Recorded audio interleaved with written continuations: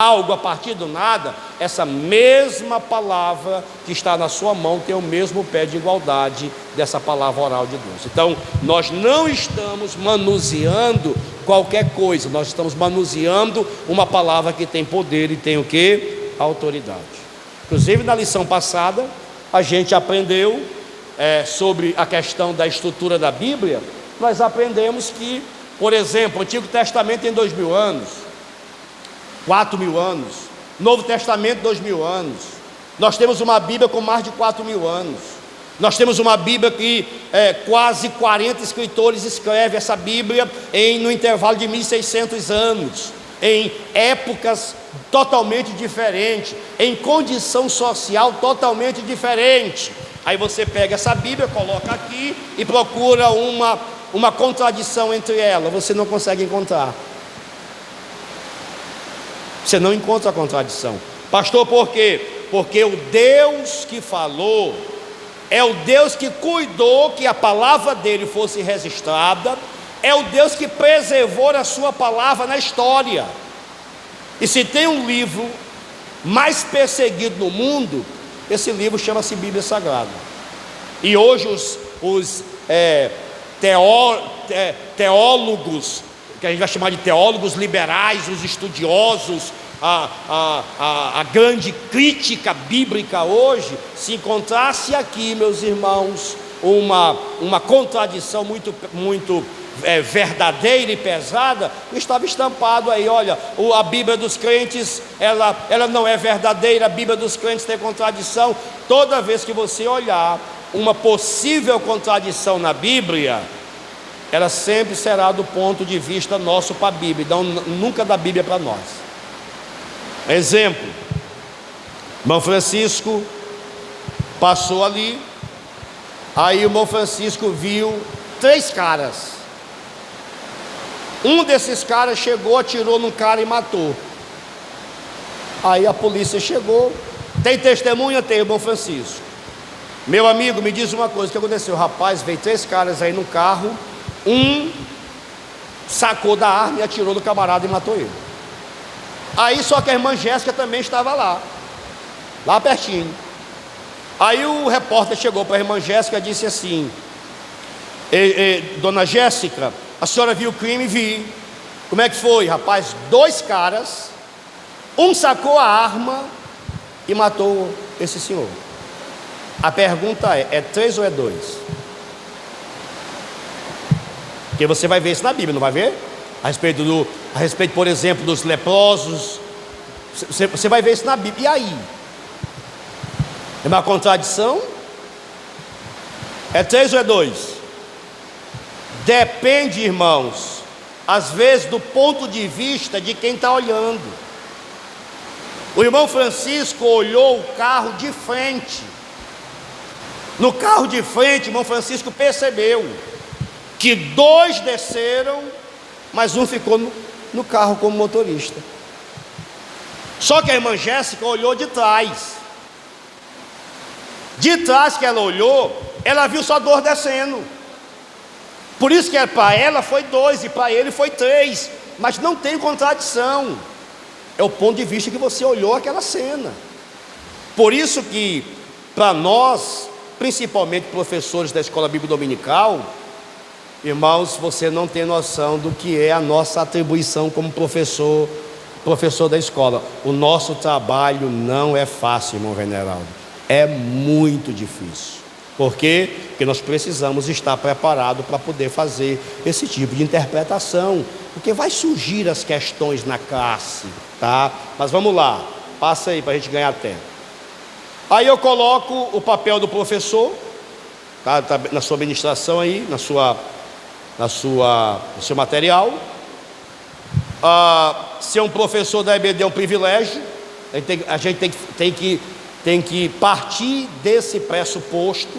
Detalhe, irmão, eu amo ser professor da escola dominical. Eu sou apaixonado por ser professor da escola dominical.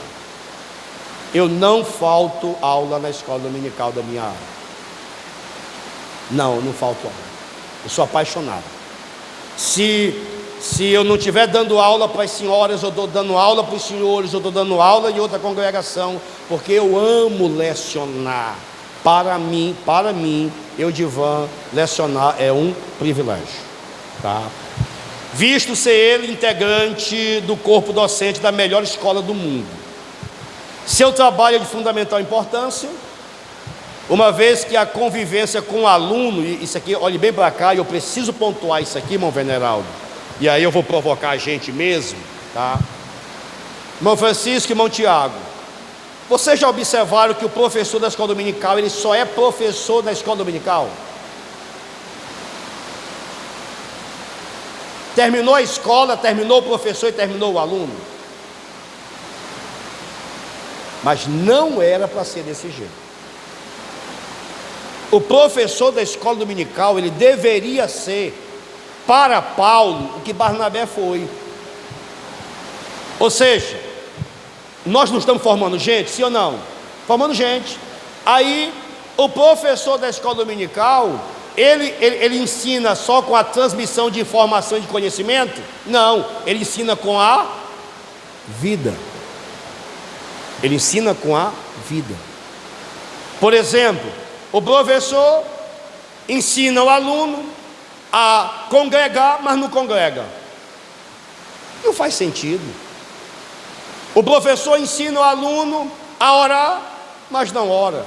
A evangelizar, mas não evangeliza.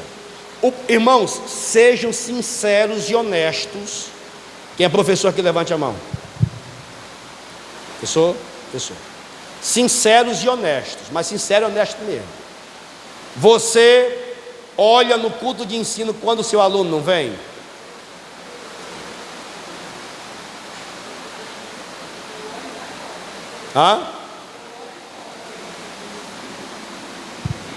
Porque o professor, ele não é só da hora da escola, ele é o professor que, eu não disse para os irmãos que nós estamos formando gente?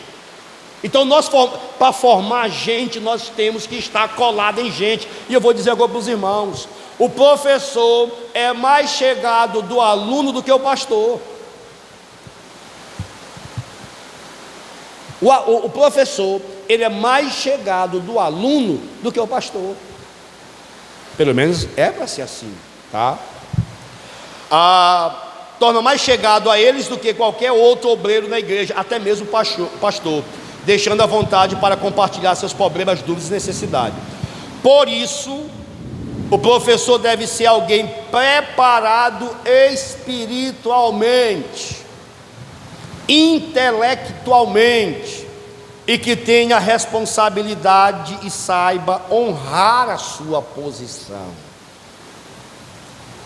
Eu vou falar para vocês aqui, mas não faço isso aqui na área 112, tá? Não faço, isso é proibido fazer aqui. Mas eu chamei os professores começo do ano, lá da área 111, e, por exemplo, irmão Veneraldo, terminou, nós temos um grupo na área, terminou a aula de domingo, a secretaria de cada congregação manda como foi a sua escola naquela congregação. O fechamento, aqui, o fechamento. Eu sei quantos alunos congregaram, quantos faltaram, quanto foi a oferta, quantos visitantes. Eu tenho isso em tempo real.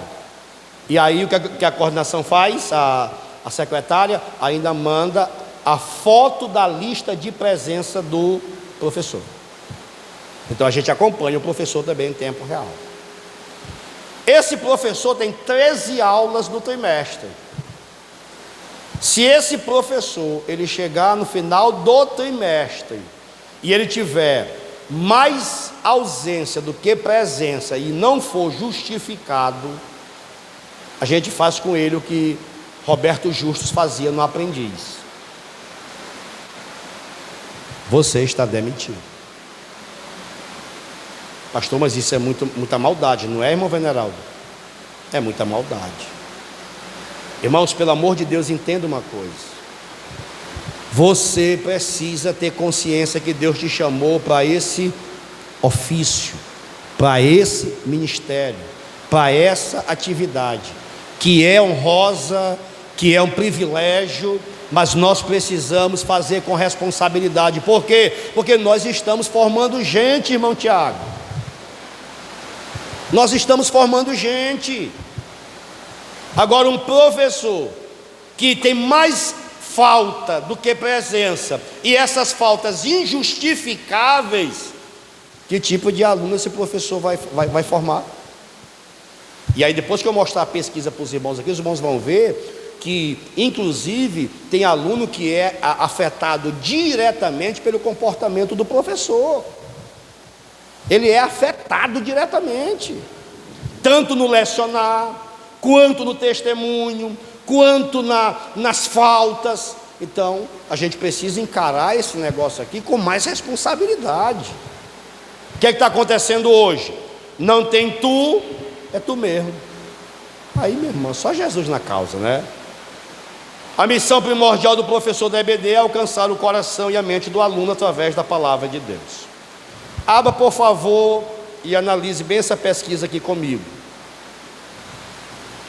Foi perguntado para alguém, né, para alguns participantes da escola dominical de uma igreja, em sua opinião, qual o motivo de muitas pessoas não participarem da escola bíblica dominical?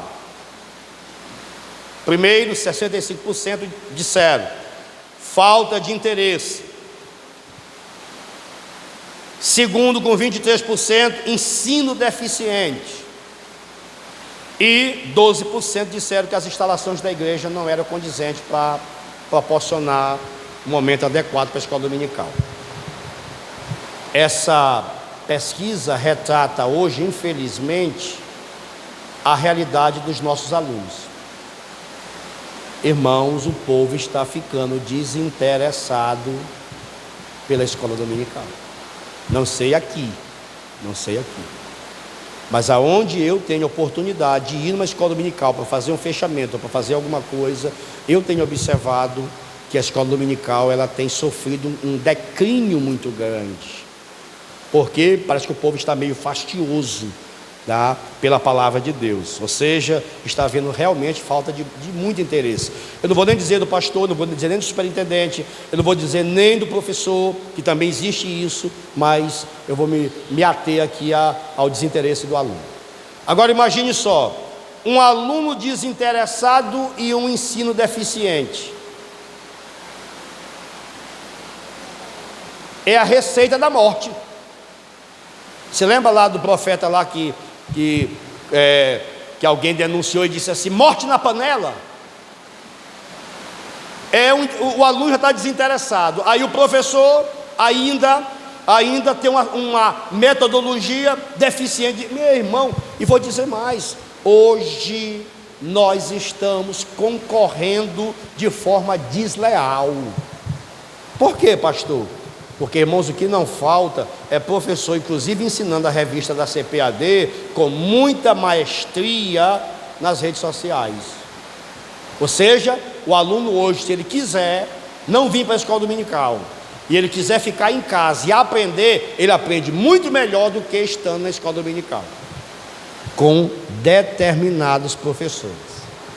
Ou seja, nós estamos sofrendo uma concorrência desleal. Então isso requer de nós uma preocupação. O que é mais urgente fazer para melhorar na EBD? Foi feita essa pergunta. Com 56%, a maioria disse qualificar os professores. Qualificar os professores. O senhor trabalha empregado, irmão Tiago? Trabalha empregado? Mas já trabalhou empregado, né? Francisco, trabalha empregado? Pronto. Lá na empresa de vocês, aqui e acolá, tem uma reciclagem, entendeu? Um treinamento. Chama todo mundo e vamos repassar o processo, vamos treinar, a ordem das empresas é treinar.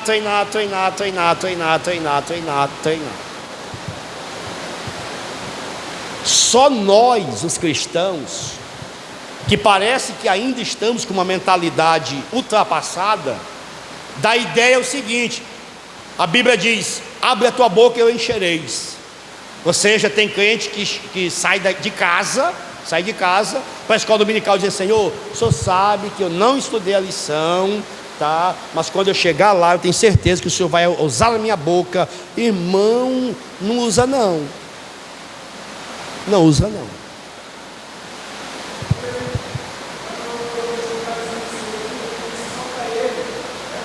Acaba.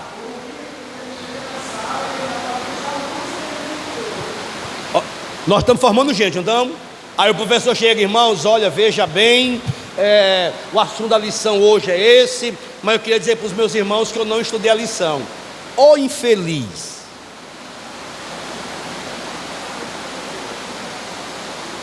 Isso é sério. 44% disseram que a mudança, mudar a estrutura física. Venhamos e convenhamos, nessa relação para as igrejas tradicionais nós perdemos, porque a igreja tradicional, como presbiteriana, como batista, cristã evangélica, eles dão tanta ênfase ao ensino, que até a escola dominical existe estrutura específica para isso, tá? Então isso é uma realidade. Um novo superintendente, tem que mudar o superintendente, ainda bem que não apareceu percentual nenhum, então continua o superintendente. E outros professores também, o pessoal não estão dizendo que ter outro professor é a solução. Eles estão dizendo: qualifica os que tem, treina os que tem, porque quem tem é porque quer. Irmão, eu prefiro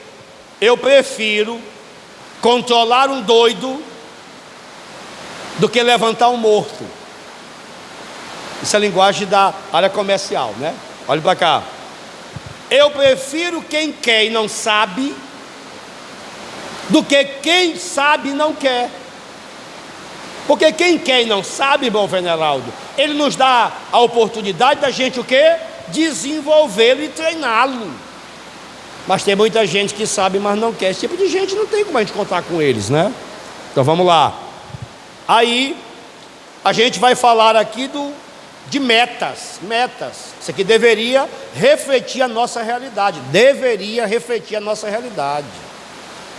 Eu sou um pouco chato com auxiliar que não participa da escola dominical.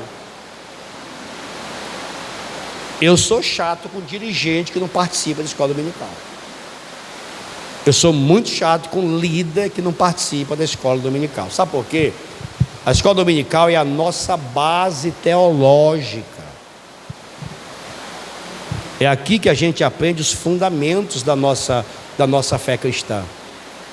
Aí, irmão Veneraldo, você tem um auxiliar que não pisa, nunca pisou. Inclusive, por aí afora eu tenho uns testemunhos, né? Não é testemunho, é testemunho de obreiros que não passaram pela escola dominical e até hoje são meninos. É importante passar pela escola dominical. Então, o que seria uma escola perfeita? Cada crente um aluno. Segundo, seria o aceitável. 80% dos crentes da igreja seria aluno. O que seria tolerável? 65% dos crentes estarem matriculados na escola dominical. E inaceitável, abaixo de 50%. E eu vou dizer para os irmãos e pasmem. Tem muitas igrejas por aí que o percentual é tão baixo que o pastor já está pensando em uma outra metodologia, e já acontece isso por aí, outra metodologia para estar atraindo o povo para dentro da igreja, porque só a palavra de Deus não é mais atrativa. Tudo quanto fizerdes, Paulo vai dizer, fazei de todo o coração como para o Senhor e não para os homens, ciente de que recebereis do Senhor a recompensa da herança. A Cristo o Senhor é quem estáis servindo. Irmão Veneraldo, o que eu faço, eu não faço para o pastor Coutinho.